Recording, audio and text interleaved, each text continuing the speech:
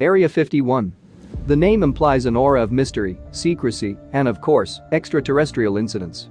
Indeed, the military base located about 80 miles or 129 kilometers northwest of Las Vegas, Nevada, is the place of undercover military testing. But before we dive into the video, don't forget to hit the subscribe button and turn on the notification bell so you never miss out on any future videos like today. So what do we really know about Area 51, conspiracies and myths aside? Here are 11 facts you can hang your hat on. Number 1. What's in a name? Area 51 is just a kind of bureaucratic military lingo that sounds like the basis for a huge conspiracy. Where, after all, are areas 1 through 50? In fact, the name comes from labels on Nevada test site maps from the 1950s.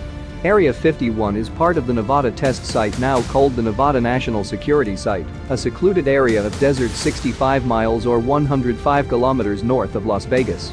It was the Nevada test site that entertained hundreds of nuclear weapons tests starting in the 1950s, almost 100 of which were above ground. Number 2. How it started. Area 51 came to be after World War II ended, during the ongoing conflict between the Soviet Union and the United States that followed. Throughout that time, the Soviets tried to prevent any contact between itself and the Eastern Bloc with the USA and its collaborators, yet when the USSR sided with North Korea in the June 1950 intrusion of South Korea, the USA realized it needed to do something. The US started assembling Soviet intelligence in early 1950, but there was no such thing as spy satellites back then. Instead, the US had to fly over the country and take pictures with a large camera, yet the Soviets' new air defense system made the reconnaissance done by the US military's low-flying aircraft astonishingly risky, so in November 1954, President Eisenhower authorized the U-2 program which came to be known as Project Aquaton. The purpose was to build an aircraft that could fly at high altitudes while still accumulating intelligence. Created by Lockheed engineer Kelly Johnson, the glide-like planes would soar at over 70,000 feet too high to be detected. The planes would be built in Lockheed Skunk Works building in California, but they would need to be tested somewhere else. Given the top-secret nature of the program, those tests needed to take place at a top-secret location. Johnson and his team got what they were looking for in a salt flat in southern Nevada called Groom Lake. The new military base was recognized by its map designation, you guessed it, Area 51, although to attract workers to come, Johnson gave it the more enticing name of Paradise Ranch. Before we move forward, please don't forget to hit the subscribe button and turn on the notification bell to get notified about our future videos. Number 3. Aliens being stored. So how you might be questioning, did Area 51 become compatible with research on aliens and their technology? Well, part of the reason begins all the way back to 1947 and that other place linked with Eastern Time conspiracies, Roswell, New Mexico. In that year a rancher named Mac Brazel found strange wreckage in his sheep pasture, about 75 miles from Roswell. The story out of the local Air Force base was that what Brazel had discovered was a crashed weather balloon. Except the thing didn't look like a weather balloon, and many of the people who saw it thought it looked like something that didn't come from our world. That pointed to speculation that the debris was really that of a crashed alien spacecraft, something many people continue to believe to this day. It turns out the wreckage was part of a classified program called Project Mogul that also revolved around accumulating intelligence on the Soviets. Most of the files on the project were declassified in 1994, yet the UFO assumption extended to persist. Area 51 and its top-secret project didn't even exist when the Roswell crash happened. Nonetheless, rumors that the wreckage from the Roswell crash was taken and remains at Area 51 linked the two sites together ever since. Number 4. Alien sightings. In 1989, the alien conspiracy theories about Area 51 got another boost when a man named Bob Lazar made some fantastical claims on Las Vegas News. Lazar said he'd worked at the site and not only had he seen aliens during his tenure, but he's also worked to reverse engineer extraterrestrial spacecraft. While there are believers, most have dismissed Lazar's claims as false. In fact, many of the people that work in Area 51 were offended by Lazar's claims. They were outraged by the idea that their hard work and resourcefulness could be connected to aliens. Number 5. Mysterious aircrafts. Another reason for all the alien rumors begins back to the earliest days of Area 51 itself.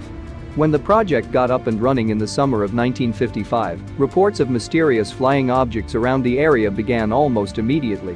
What people were really seeing, of course, was the U-2 on test flights. However, the aircraft didn't look like any plane commercial pilots were familiar with. At the time, a typical airplane could reach an altitude between 10,000 and 20,000 feet.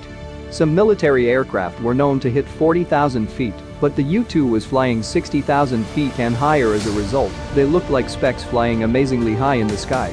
Of course, the Air Force knew these weren't UFOs at all, but they weren't allowed to tell the public what was really going on, so they explained away the sightings as natural phenomena or high-altitude weather research. Needless to say, many didn't believe the official explanation, and the UFO sightings have continued. Of course, this can be connected to other secrecy aircraft tests. The U-2 completed testing in the late 1950s, but since then the F-117-12 and Tacit Blue have all been tested at Area 51. Number 6. Security. The security encompassing Area 51 raises some eyebrows too. The site is enclosed by a chain-link fence, and vehicles and pedestrians are blocked from entry at the boom gate. There are also various signs to discourage trespassing, yet the outsized military presence you might expect is lacking. That doesn't mean there is no security though. Cameras watch every nook and cranny of the site. And up on the hilltop, a white pickup truck surveys the scene. Some even believe that there are sensors installed on the road leading up to the facility's entrance.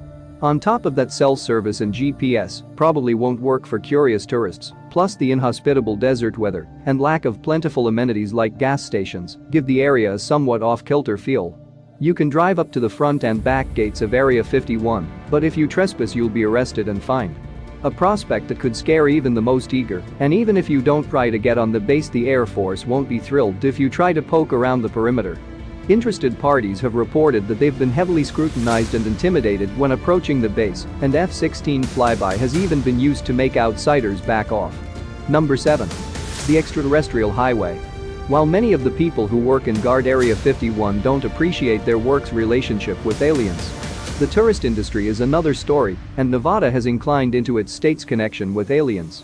In 1996, a 92-mile stretch of Route 375 was renamed the Extraterrestrial Highway, and alien-related businesses abound there. There's the Alien Research Center, which traffics alien lore and 80 fresh jerkies. There's also Little Alain, an alien-themed hotel, restaurant, and bar in the Rachel, Nevada. This little town of Rachel has a population of about 54 and is called the UFO capital of the world because of its closeness to Area 51. If that weren't enough, there's even the Alien Cat House, the world's only alien-themed brothel. All of these attractions have alien-hungry tourists yelling to visit the area around Area 51, even if they won't ever get into the base. Between the alien theming and the secrecy encompassing the facility, it's hard not to start buying into the conspiracy theories. However, the locals are far less impressed with it all. Number 8. The commuter airline. Another rather interesting thing that continues to contribute to the rumors around Area 51 is the way its workers commute to the base. Sure, your commute is typically the most boring part of your job, but if you worked at Area 51, you'd find it's a rather unique experience. In the morning, odd moving lights emerge in the sky above Las Vegas. This could be mistaken for a UFO, just like so many things in Area 51.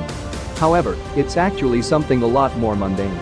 The contract commuter airline that shuttles workers to the base from McCarran Airport. The plane has the Calson Janet and is an open secret. During the workweek, commuter flights to and from Area 51 happen multiple times a day. As a result, the flights are the most visible parts of the base's daily goings-on. Number 9. Continued expansion. Area 51 continues to expand, and new military aircraft continue to be tested there. Satellite imagery and long-range photography show new construction is constantly happening on the base, and there is still a great deal of work taking place there, yet only a small portion of the aircraft that have been flown there have likely been revealed. In 2013, the CIA confirmed the existence of Area 51 and the U-2 test program. The report even included the base's location and a map of the terrain. Despite that acknowledgement, though, there is probably much more that's happened at Area 51 that has never been made public. In many cases, aircraft have been buried in Area 51 in unmarked pits. The practice is meant to prevent unwanted individuals from getting their hands on the technology or simply to make room for new projects. Either way, though, it helps contribute to the ongoing intrigue surrounding Area 51. Number 10. A suspicious crash. If that weren't enough, in September 2017, an Air Force pilot perished in a crash around Area 51. After it happened, the crash wasn't acknowledged for 3 days. The pilot was Lieutenant Colonel Eric Schultz. He had more than 2,000 flight hours in various aircraft under his belt and was considered extremely experienced. What makes the crash so mysterious is that the Air Force refused to identify the kind of aircraft Schultz was flying. They claimed that the information was classified. Once again, the unexplained and nature of the crash led to speculation about what exactly happened. One theory suggested that the pilot was testing a new secret aircraft being built in Area 51. Another theory stated that the pilot was testing a foreign jet of some kind. It's that second theory that probably makes the most sense. Aviation Week discovered that Schultz was part of an Air Force unit that tested foreign military aircraft, while the type of plane is still unknown. Many believe it could be a Russian plane. The US Air Force recently prioritized the evaluation of Russian aircraft due to increased encounters in the sky over places like Syria. Yet the secrets surrounding the crash and its association with Area 51 still leave a lot of room for speculation. Number 11. What's going on there today? So although there are no aliens in Area 51, the place is still shrouded in strangeness, and much of the information that's been released about the site has only led to further questions. Since the place is still an active and quite secretive military base, it's unclear what's happening there today. Aerospace historian Peter Merlin told Popular Mechanics that he believes the base is working on several things related to wartime technology and aircraft. That includes improving stealth technology, creating advanced weapons and electronic warfare systems, and developing unmanned aircraft. Meanwhile, U2 historian Chris Paul Cook speculates that new classified aircraft, directed energy weapons, and lasers are being developed there. Of course, we can't know for sure, and the US government may never publicly release any information. Still, at least we know the UFO sightings at Area 51 had a far more earthbound explanation. Between the rumors and conspiracy theories about UFOs and alien sightings, it's no wonder Area 51 became wrapped up with aliens. So, that's it from our side. Which part of the true story of Area 51 surprised you the most? Don't keep it a secret, share your thoughts in the comments. And before you take off, please don't forget to like this video and subscribe to our channel for more great content today. Thanks for watching and we will see you next time.